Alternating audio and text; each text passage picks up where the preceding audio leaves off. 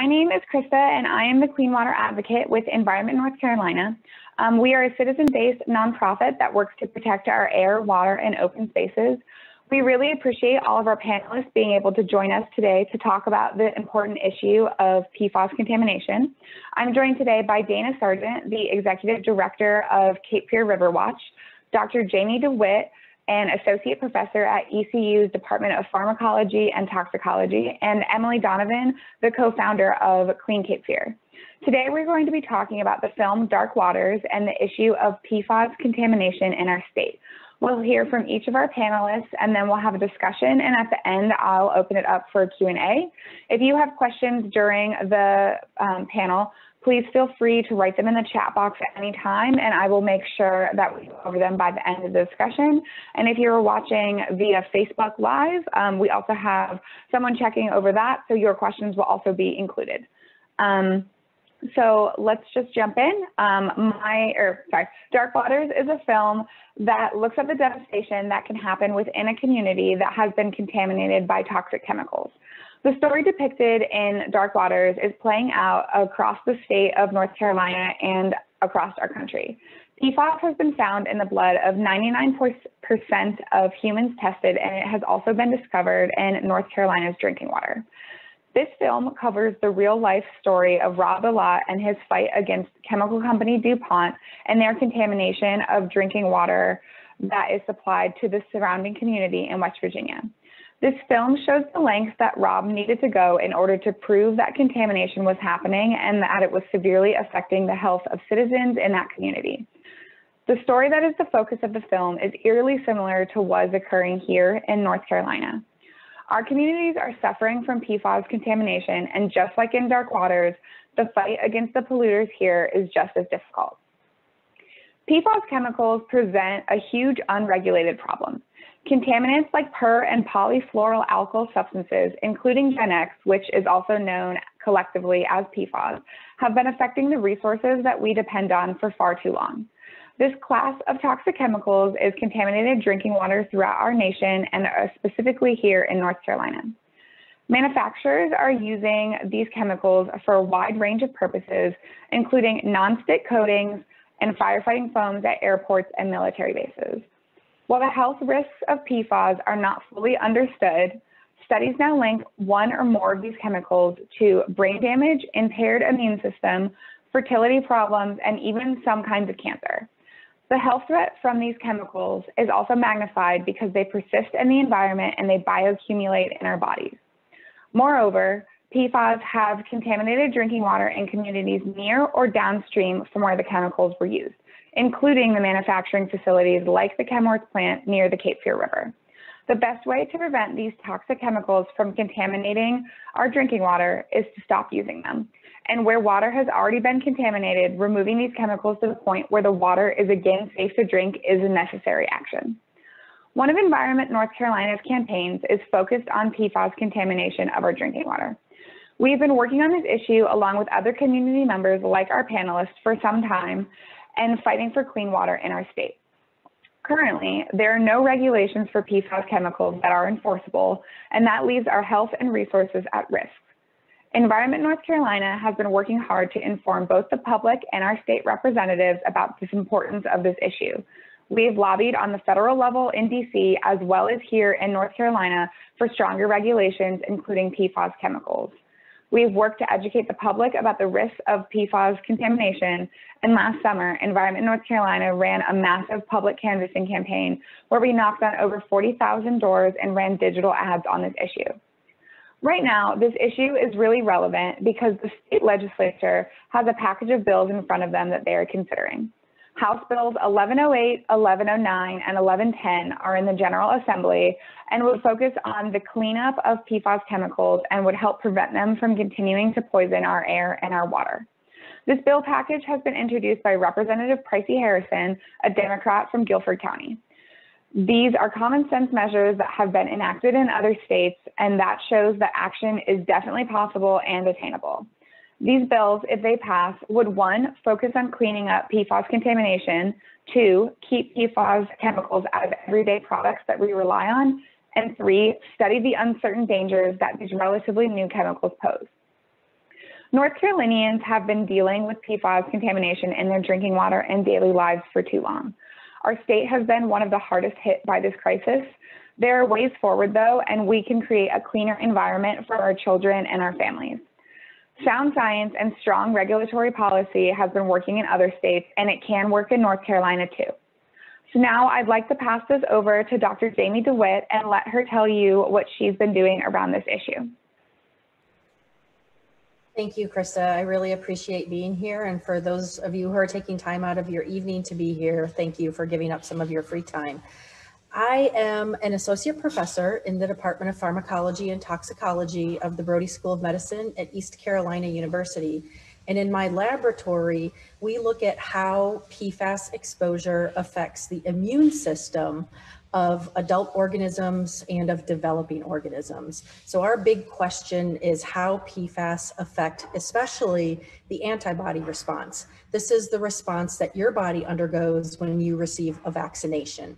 So we ask whether or not PFAS exposure affects the ability of the immune system to make antibodies against something that is similar to a vaccination. We also try to understand a little bit of the general toxicity that can occur when organisms are exposed to PFAS through drinking water. And we are specifically interested in studying those PFAS that have been found here in North Carolina. So we are working with the PFAS that we would call understudied PFAS, about which we have little and sometimes zero toxicological information. And it's our hope that some of the data we produce can be used by state and maybe even federal regulatory agencies to enact health protective guidelines to ensure that the water that you drink, the food that you eat, and the air that you breathe are safe for you and your families and friends and pets to do so. I could probably talk a lot more, but I'm really excited about hearing from the other panelists as well as from you all with your questions. So I'll stop right here. Thank you, Jamie. Your research on this issue has been incredibly important. Next, we will hear from Emily Donovan and about her experience and her work with Clean Cape Fear.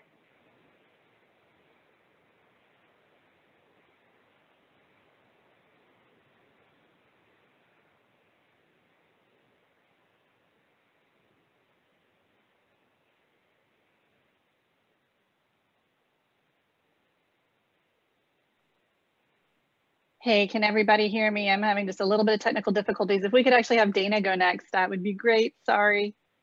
No, you're totally fine. Yeah, let's jump to Dana and hear what she's been doing with Cape Fear River Watch. Hi, everybody.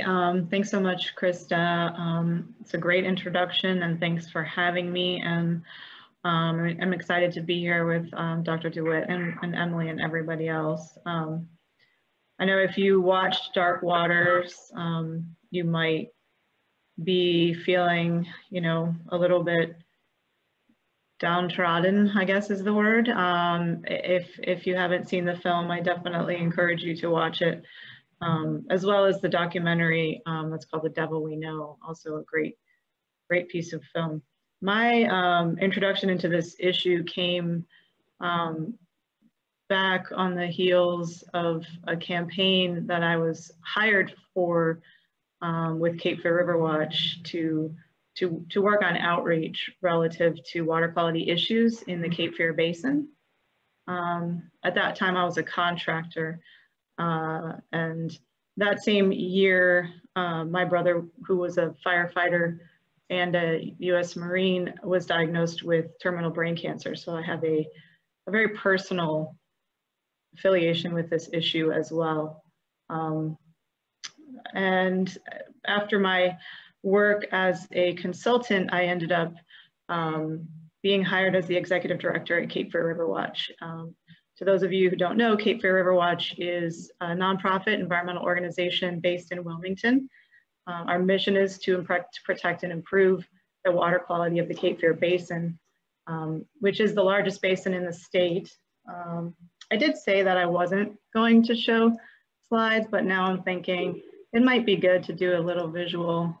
So I'm going to just show this, just in case folks are unaware. My screen is not showing. Here we go. So here's the Cape Fear Basin. Can y'all see it? Yep. And hear my dog barking. So you can see how large it is. It is the largest basin in the state of North Carolina. The entire basin, which includes the Deep and the Haw rivers, supplies about 2 million people with drinking water.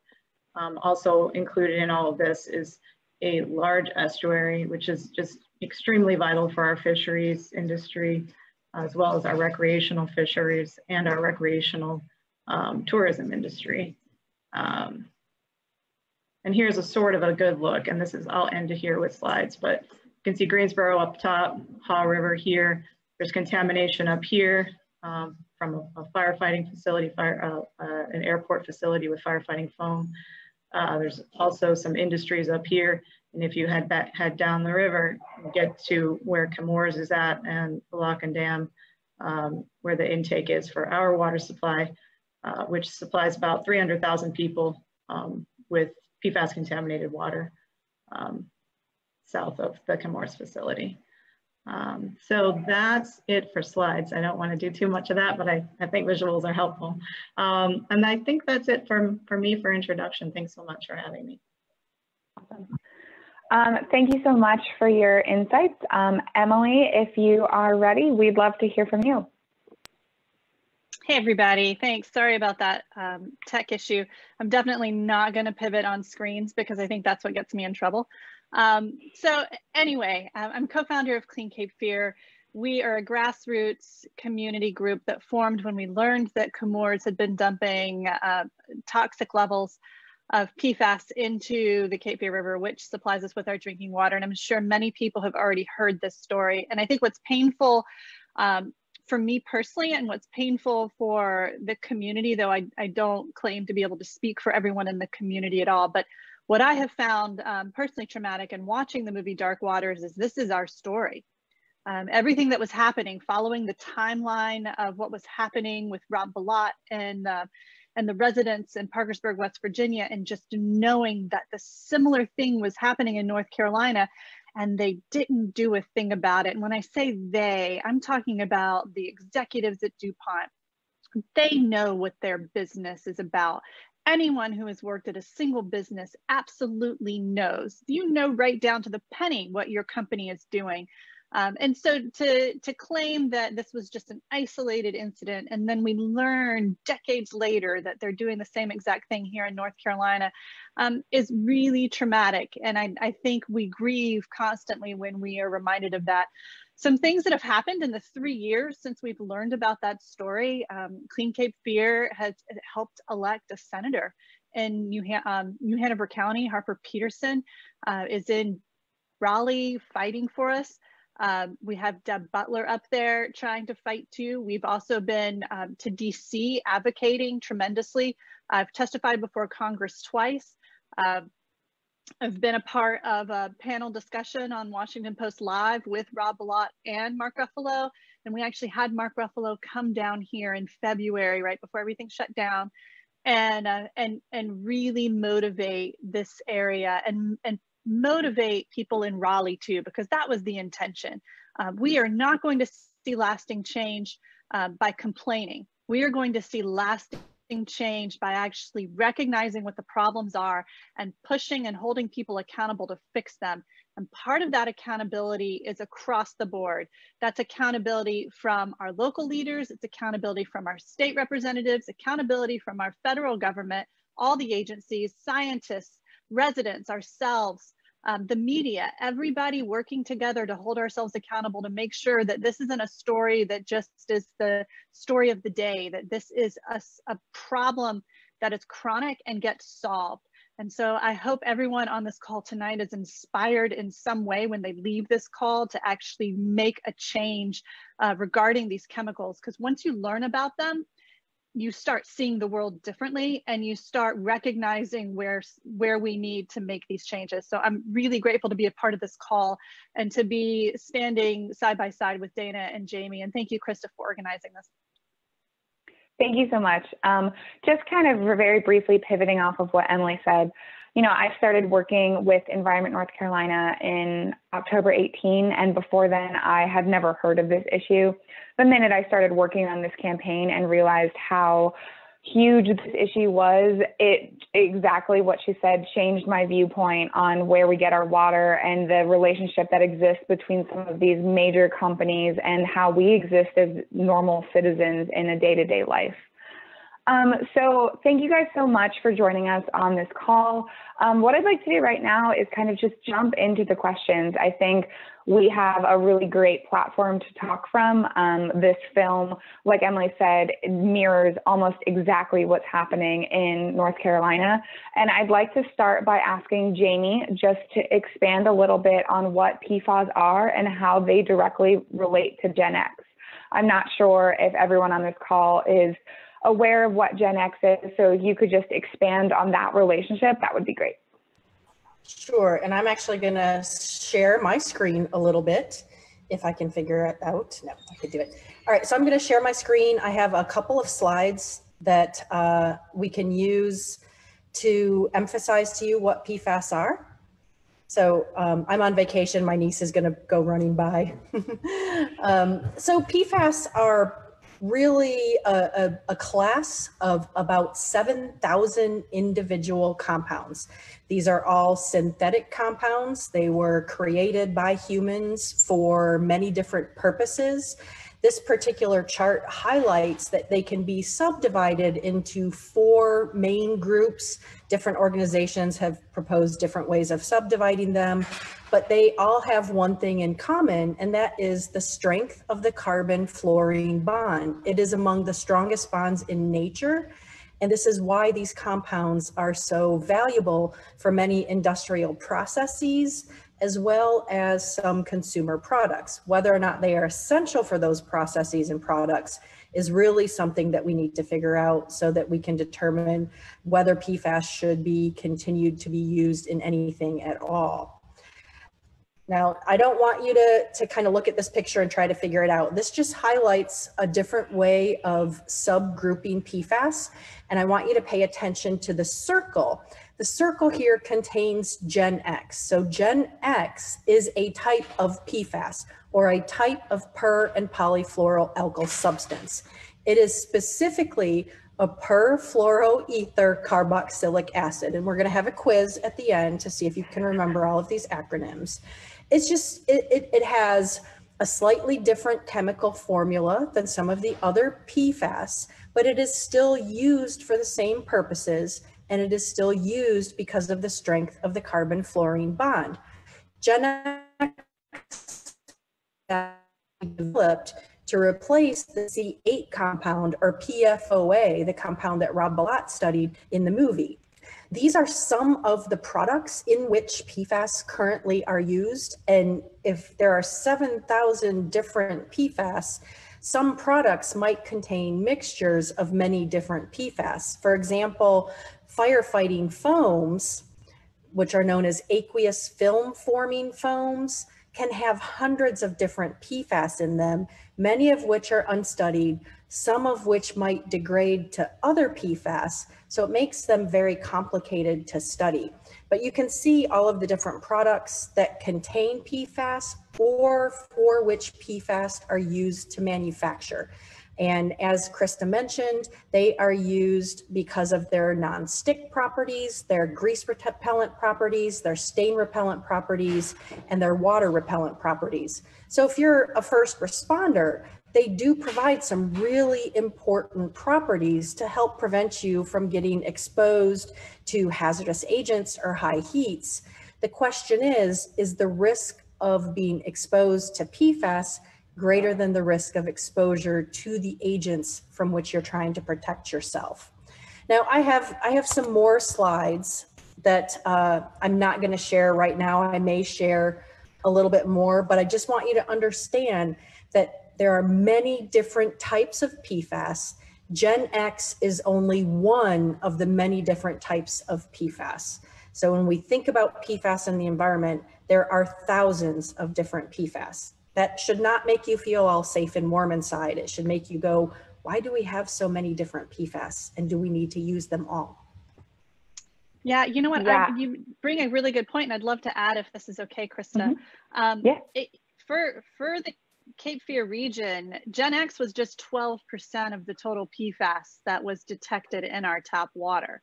It was the one that got the most attention because it was the one that scientists could talk about with confidence the most.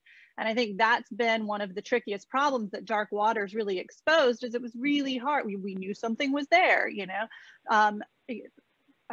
Earl Tennant knew something was in the water, but he couldn't describe what it was. He didn't know what it was. Rob Bilott didn't know what it was until they were able to uncover it. And, you know, that's the same thing that happened here with us. I use this kind of mental trick because I'm not a scientist, and Jamie is incredibly patient and brilliant in how she explains things. But I'm going to share this real fast because it seems to help me, and maybe it'll help you too. But PFAS, and this probably makes scientists cringe, but I call them permanently freakish altering stuff. Permanent because they live forever, freakish because they are not natural, they are completely man-made and not found anywhere in the environment. Altering because they are altering us at a cellular level, they're getting into our bodies, and they tend to stay there and they take forever to leave. And then stuff because they're in everything. So hopefully that helps you guys, just permanently freakish altering stuff. I love that acronym, that's great. So kind of continuing on the train of thought that Jamie left us with, I'd love for you to just explain a little bit about the research that you're doing. You've been working on PFAS research for, I think, the past 15 years, if I'm correct. And I'd love to just hear a little bit more about, you know, your experience doing that. Sure. I first started studying these permanently freakish altering stuffs in 2005. I was a postdoc with the U.S. Environmental Protection Agency, and we started to ask questions about the ability of PFOA, or the C8 compound, to affect the immune system, because there were some reports that it was an immunotoxicant, or an agent that can alter the immune system. And since then, I've continued to do work with PFAS to understand a little bit more about how they affect the immune system. But anytime you give a compound to a living organism to ask a question about one system, sometimes you observe changes in other systems. So for example, we might be asking questions about the immune system, but we also observe changes in the liver. We also give different organs to other colleagues who can ask questions about the brain and the lung, and we see changes in many different organs as a result of the work that goes on with all of us who are doing PFAS research. We understand that PFAS are known as multi-system toxicants. In other words, they don't just impact the immune system. They don't just impact the liver. They can have impacts across a range of different organs. And if we look at some of the epidemiological studies that have been done, we also see this in populations of people who are exposed to PFAS through their drinking water, or even through just being part of the population of people in our country or in our world who are exposed to PFAS through food or through water. And we see changes in many different organ systems. And the C8 science panel that arose from Rob Bilott's class action lawsuit against DuPont, it was able to give us data from a huge number of people to better understand the types of health effects that can occur in people who are exposed to these compounds, especially through their drinking water. Awesome.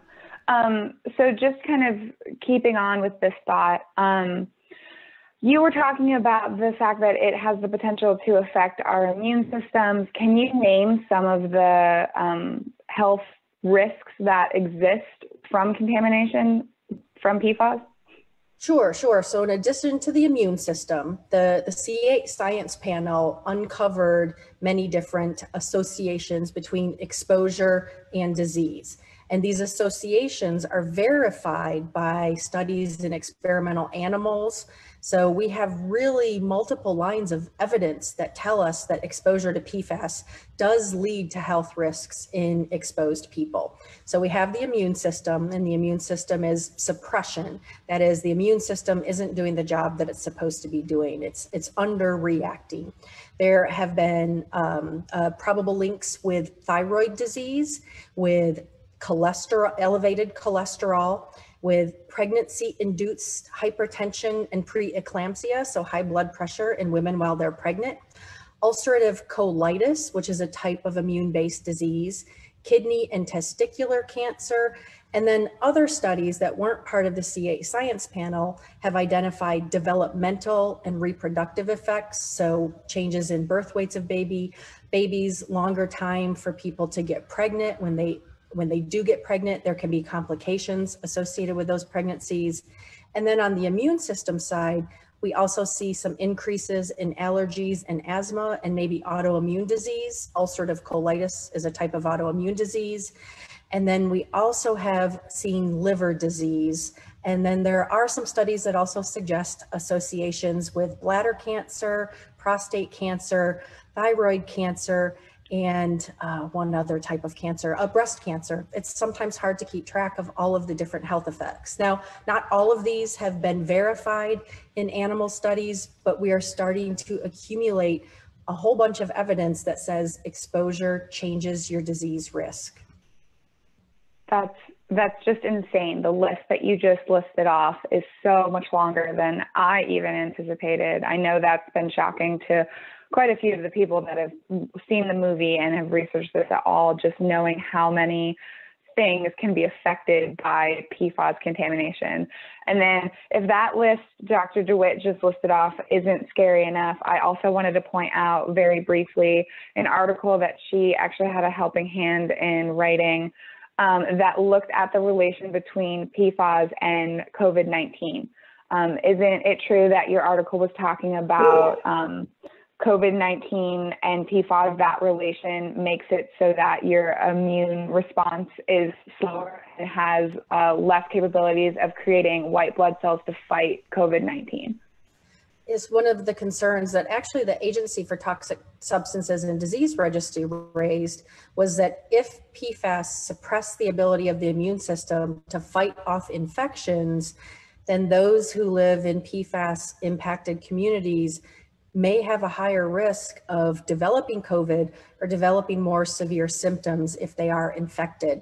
There's also concerns that once we develop an antibody, those with high PFAS concentrations may be less able to develop those protective antibodies that they need to develop after they're given a vaccine. Right now, nobody has actually evaluated this question, but there are numerous epidemiological researchers who are trying to get funding to include that question in their current studies. I know several epidemiologists who are adding those questions to their questionnaires and are hoping to get some data to ask about PFAS and COVID. It is a concern that hasn't been verified. It's a concern. If you live in a PFAS impacted community, you need to be really careful about maintaining your wearing a mask and washing your hands. Yeah, well, thank you so much. Just to kind of wrap up the, I guess, science, quote unquote, portion of this, I just wanted to point out that, like Jamie said, there's so many pieces of this issue that are still unconfirmed and unverified. And that's one of the reasons that regulating these chemicals is so difficult. While, you know, I can name off the top of my head PFOA, PFOS, and then Gen X, that's 3 of thousands.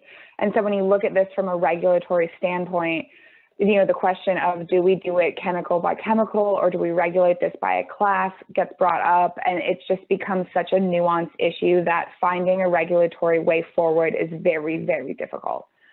I'd like to jump to Emily and ask you a few questions.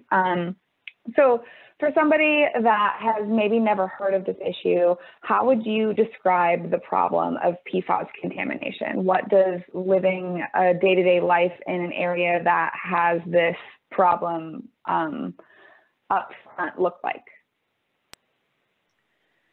Yeah, so you know, it's living with this heightened awareness and concern that's always nagging at you of, are you making the right choices for your children, especially when you're trying to raise children on this water.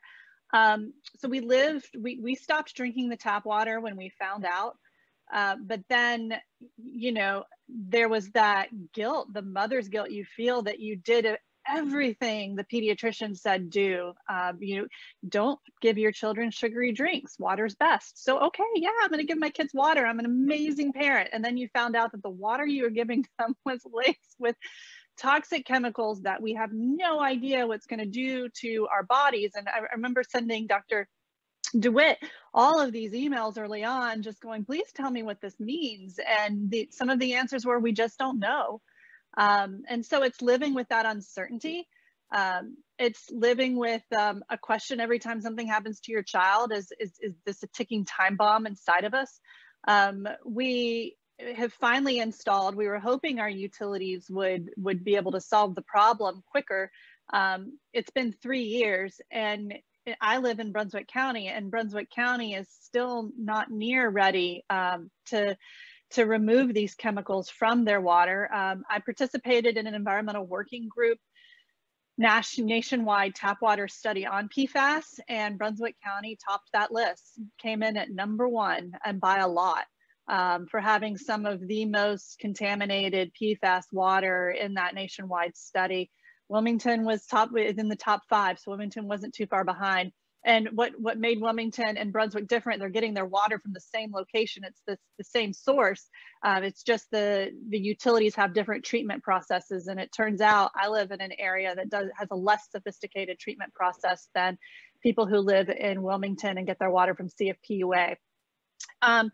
I have to send my kids to school with water bottles. When I did send my kids to school, we sent them with water bottles, and that was tough, especially on a hot day, trying to teach a 6- and 7-year-old to drink from their water bottle, to not forget their water bottle, but then also to teach them symptoms of dehydration, because you don't want them to get dehydrated, because that's a larger problem than drinking contaminated water. It's having to make these choices. These aren't choices that I feel a parent should be having to make in the 21st century in the wealthiest nation in the world. And there's a lot of families I know who can't make these choices. So I understand even my layer of privilege, that I can afford to send my kids to school with water bottles, and I can afford to have these conversations with them, where there are some parents and some families that don't even have that capacity, because they're just so exhausted at the end of the day, because they're working multiple hours, and there's other needs, hierarchy of needs, and that is unfair. And then we get into issues of environmental justice when we talk in that sphere. So it has been really frustrating. It's frustrating to pay my water bill every month and know that I'm paying for water that I can't drink right now. We don't cook with it. We don't drink with it. We bathe with it. But I'm concerned, about the steam vapors. There's been a little bit of research coming out showing that that the PFAS can aerosolize, I don't know if that's the right word, in sea mist, and goes up into the, thank you, I got the thumbs up from the scientist, and it travels that way. And so now we're wondering, well, okay, so what's taking a hot shower doing to me? What's it doing to my children?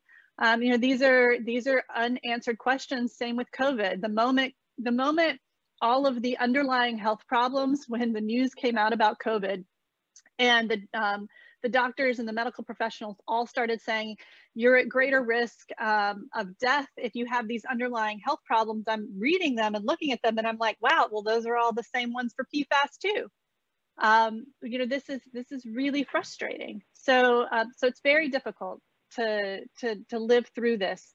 And that's why it's important that we get it changed, because drinking water, and I'll end on this, drinking water, there was a study that was done about exposure for the average person, and drinking water ended up only being between 5 and 15, 20% of the average person's exposure to PFAS. The rest comes from food packaging, food source, and other environmental contaminants. Our area just happens to be exposed highly through drinking water. But that doesn't mean that anyone else on this call is safe or immune from their exposures to these chemicals. You have them in your body already. And you're being exposed to them by your food. You're being exposed to them in other ways. It's just when you come visit me, you're gonna get exposed to it through water too. Yeah, it's just a mind-blowing viewpoint you just gave us. I know I can sit here and say I don't live near the Cape Fear River. I'm maybe not part of the Wilmington discussion and some of the people that are directly affected by it exactly as you are, but that, you know, sense of security from not living near the affected areas is entirely false.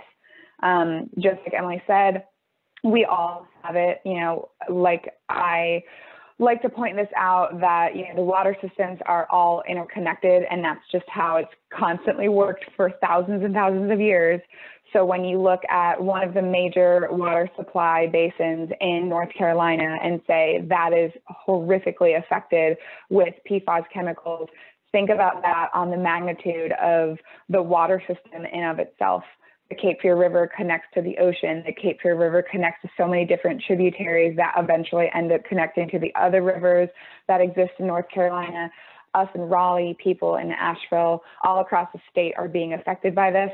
And then again, kind of tapping into what you said with what happens from the steam vapors from a hot shower. If you magnify that and think about how rain gets drawn up into our atmosphere and then apply that to our entire nation, you're looking at this problem existing everywhere. So, you know, that sense of security that exists because you don't live within, you know, 100 miles of the plant is just a non-existent theory. Yeah, So, and I wanted to make one last point. We talk about these chemicals at a parts per trillion level. Parts per trillion is trace amounts, and we are talking about them causing cancer at parts per trillion levels.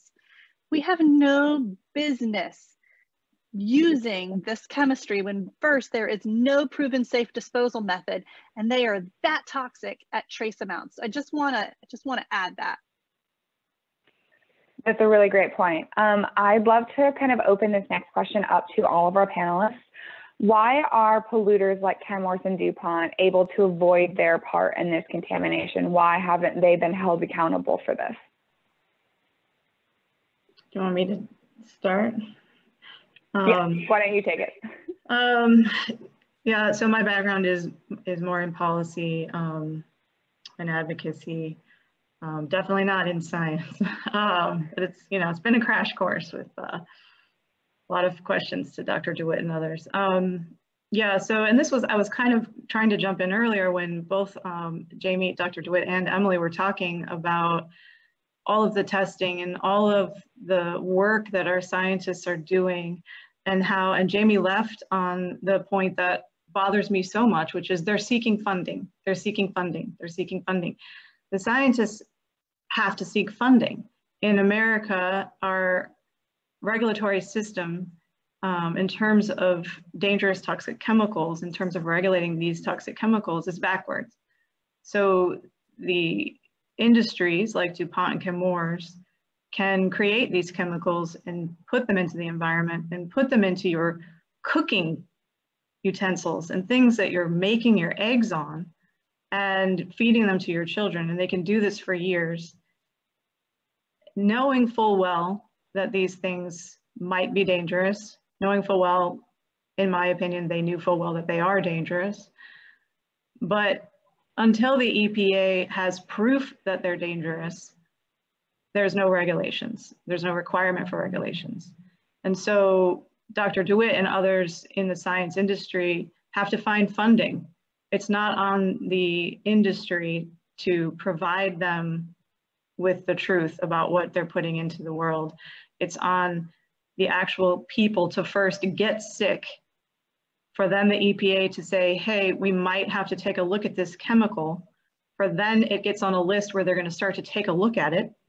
And then there needs to be a certain amount of data that proves that it's dangerous enough to start regulating it. So anybody who's been looking at this information knows that these things are dangerous, but our political, unfortunately, throughout history in America, our political leaders seem to have given the upper arm to the corporations, and they believe that corporations, the safety of the corporations is more important than the safety of human lives or the environment. And so we've been pushing for what's called the Precautionary Principle, which is that these industries need to prove that their chemicals are safe before they're allowed to put them into the environment, rather than the other way around. Yeah, the precautionary principle is one of the ways that some of our representatives who have really been on our side on this issue have structured out the regulatory efforts so far. Tracy Harrison has been a huge help on multiple of the bills that I mentioned earlier, and she is one of the biggest proponents for the precautionary principle I've ever met. Dana, I'd love to ask you a little bit more about the work that Cape Fear River Watch has done with the consent order against chemours. Can you tell us a little bit about what that was, and then where it stands today, and why it was so important in North Carolina? Sure, thank you. Thank you for that question. Yeah, we're at Cape Fear River Watch, we sued the DEQ, which is the North Carolina Department of Environmental Quality, as well as chemours, the industry that, that DuPont spun off into chemours here during, at the, you know, the lawsuit that you watched about in the film was split in two, chemours and DuPont. At that time, DuPont split into chemours basically so that they could absorb some of that $670 million lawsuit. And so now we have chemours in Fayetteville. It used to be DuPont. So the lawsuit was against the DEQ because it's the DEQ's job to take immediate action when the health and safety of the state's citizens is at risk due to environmental pollution, and we didn't believe that they were doing that. We didn't believe that they were doing it quick enough, as well as chemours for violations of the Clean Water Act and TSCA, the Toxic Substances Control Act, because they had a consent order specific to Gen X that was signed a couple years prior, and they were violating that. So we were able to legally sue them for these violations. What came about from this lawsuit was what's called the consent order, and it was signed by all three parties, Cape Fear River Watch, DEQ, and chemours, in February of 2019. The intent of the consent order is to force the company to do a lot more than they would have otherwise and do it quicker. So there are several aspects to it. They're required to remove 99% of the air pollution of all PFAS air pollution from the facility.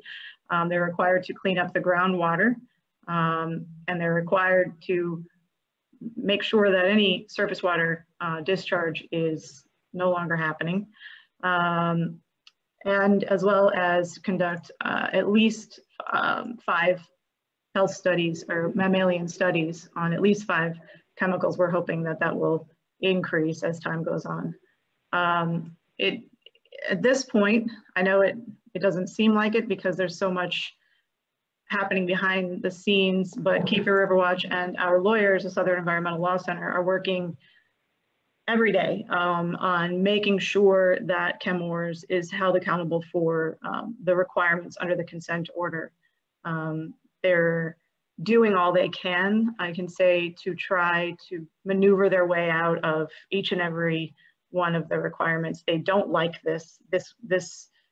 This consent order is costing them a lot of money. And we at Cape Fear River Watch were written into it as an oversight entity, which is a big deal. So we're allowed to basically get our hands in it and tell our lawyers, no, we don't like that. No, that's not okay, that's not enough. So we've been doing this since the signing of the consent order. There's numerous deadlines that they need to meet on certain aspects of it. I'd like to make a shout out about an event coming up next week now, August 13th. It was switched because of the hurricane. So next Thursday, the DEQ is holding a virtual hearing. And Krista, I don't know if I could send you the link to that, so maybe you could share later with everybody. Yeah, absolutely. So they're holding a hearing to talk about Gen X and PFAS. It came upon the heels of a requirement in the consent order that the company basically capture and treat all the water that's leaving from an old outfall. They call it old outfall 2. Now it's old outfall 3, which was where the discharge was coming out. Now it's just a channel of stormwater, contaminated water, seeps of groundwater. This site has been, just basically saturated with PFAS for 40 years. So this channel is no longer an outfall of discharge from their processes, but it's filled with PFAS, and it is a huge contributor to the PFAS that's now in our river. So this permit that they had, this draft permit that the DEQ has put together, is aimed at capturing and treating the water that is discharging basically into the river from this creek / stream. And there's a couple other aspects to that meeting that we think that people should talk about relative to the consent order, which you know, I'd love to share, although it does get a little bit wonky. There is this thing, and I know, Krista, you mentioned this in the notes about us discussing this thing called the Corrective Action Plan. And this is something that the DEQ denied Chemours' draft proposal of that, which they sent in December of 2019, and that was at our request as well. Chemours basically, in this corrective action plan, they're supposed to address on and off-site groundwater. That was the goal of this corrective action plan. What they did is basically said, we can't do it because it's too much of a mess. They basically wrote in so few words that DuPont made this mess, not Chemours, in their cover letter. And then they went on to describe in 1,700 pages how it wasn't really their fault and it was going to be too much for them to do it. So it was a ridiculous response to this requirement. It was an illegal response to this requirement. The requirement under the consent order says that they need to do this. And so we rejected it, and DEQ rejected it as well. So we want to make sure that Chemours knows that they need to resubmit that corrective action plan, and they need to do it quickly. There will be fines assessed based on their tardiness to this. So, you know, if you do attend that hearing next week, I encourage you to ask about that. Ask the DEQ, hey, has Chemours submitted their corrective action plan rewrite? If not, you know, can you let them know that we're waiting on that and we're sitting down here being polluted every day as we wait. Right. The other aspect, I've got one more thing on this, is called paragraph 12. And that was measures to reduce groundwater and stormwater and other non-process wastewater in the short term, because we require them to do long-term projects. They're going to take years, but there's another requirement that they need to, while they're working on these long-term solutions, to have some short-term solutions in place as well. And so that is something that we have been going back and forth. And I want to tell you that the Southern Environmental Law Center has a bunch of experts working on this, scientists that worked with Dr. Knappe and others who were the ones who broke this story in Wilmington.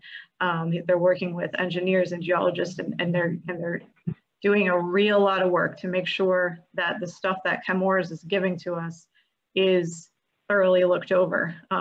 So at this point, you know, in terms of the permit, we think it's a great thing. The permit, we don't want to slow down the permit. It requires that they reduce contamination by 99%, but a little wonky nuance to this is that the DEQ put a limit of 650, Emily was talking about parts per trillion, 650 parts per trillion for one of the PFAS, when Chemours' own science showed that they could reduce it down to much less. So they need to be more stringent than what they've written into this permit. We need to let them know that they're required by law to implement any technology at the level that they can to reduce it to the level that they can. They've proven that they can reduce it more, so that's what they need to do. That's a law.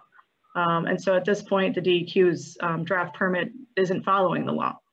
So they need to lower that even more. So it is unfortunately extremely complex, but I think in terms of action items, if the community shows up, that's enough. If you show up and you make sure that they're listening to you saying, hey, this isn't okay, you don't have to get technical.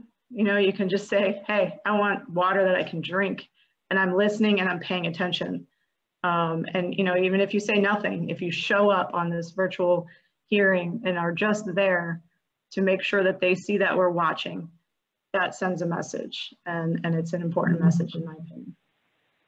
Yeah, I just kind of want to touch on a few things Dana mentioned. I absolutely agree with her. The best way to kind of show that we care about this issue and are really interested is exactly what she said. Show up, pay attention, make sure that they see you watching them.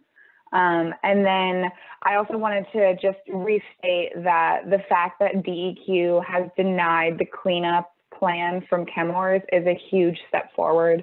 Having our leadership support our stance on this rather than bend to the will of a chemical manufacturer is a huge, huge step forward. The last thing that I kind of wanted, just real quickly, we're coming up on the hour. So if anyone has any questions that they'd love our panelists to answer, please feel free to chat them in either Facebook Live or on the chat box, and we will address them. And then the last kind of question I want to open up to all three of our panelists is, what action do we need to see in North Carolina to address the PFAS contamination and hold our polluters accountable? And how do you see us moving forward on this issue? I'll take a first stab at that. There are three main things that we've been pushing for in North Carolina. Number one is protect our health. We need to get these chemicals out of all of the areas that we're exposed to them. The most immediate threat in the Cape Fear region clearly is still the water, but we also need to get them out of food packaging. There are a couple of states around the nation that are banning PFAS in food packaging, and North Carolina could do the same. But we could also be pushing for a federal ban, and that would make it really easy for all of us whenever we go travel eventually. Another thing that we need to do is protect our air, soil, and water. These compounds, like I said earlier, have no proven safe disposal method, and they live forever. So let's think about that for a second. We are making every day these chemicals, not we, the DuPonts and Chemours and 3Ms of the world are making this chemistry every day, and they're putting them in products that we use, and they never dispose. So after the intended use is completed, those compounds still exist. We are still theoretically being exposed to the PFAS chemistry our grandparents were exposed to. And then the last one is we need to make the polluters pay. This is not our problem. I should not be paying for polluted water. I should not have to pay for the cleanup. But right now in Brunswick County, ratepayers are looking at spending $100 million to get a new treatment facility put in place so that we can just get these chemicals out of our drinking water. That is not something we should be paying for. It's not something you should be paying for. None of us should be paying for this cleanup. This should be on the people who are making the chemistry, who know. They know their chemistry well. They know how to take care of cleaning this up. And we can push back on federal regulators. We can get the EPA to label these as hazardous substances. And when you label this chemistry as a hazardous substance, it unlocks the Superfund law, which lets the EPA seek the original polluter to pay for the cleanup. So these are things that we could be asking our representatives in Congress, our senators, and right now it's our senators that are holding us up. So Tillis and Burr in North Carolina absolutely need to be champions of this, and they're not right now.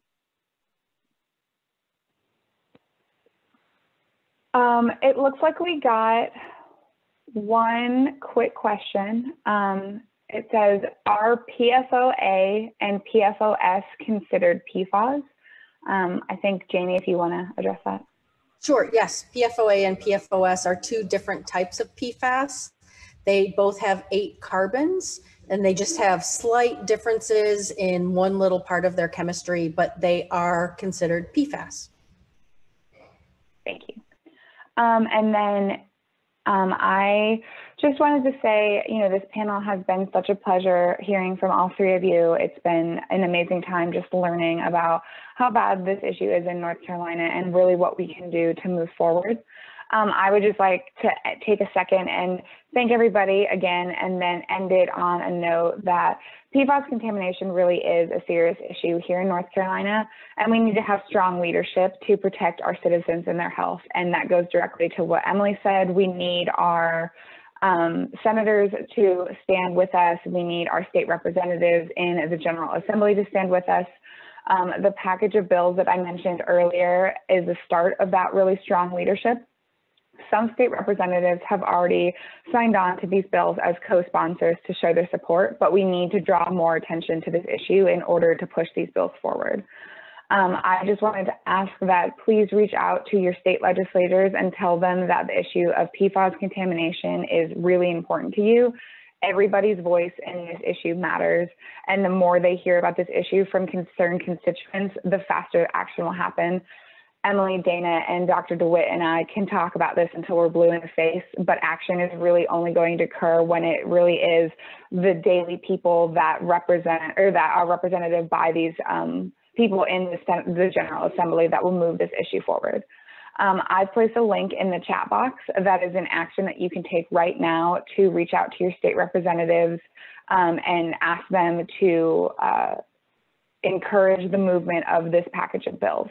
And then it also looks like we got a few last-minute questions. Someone asked if there are available water filters. I know that's a question that gets brought up very frequently. Does anyone want to take a stab at answering that? Yeah, I can.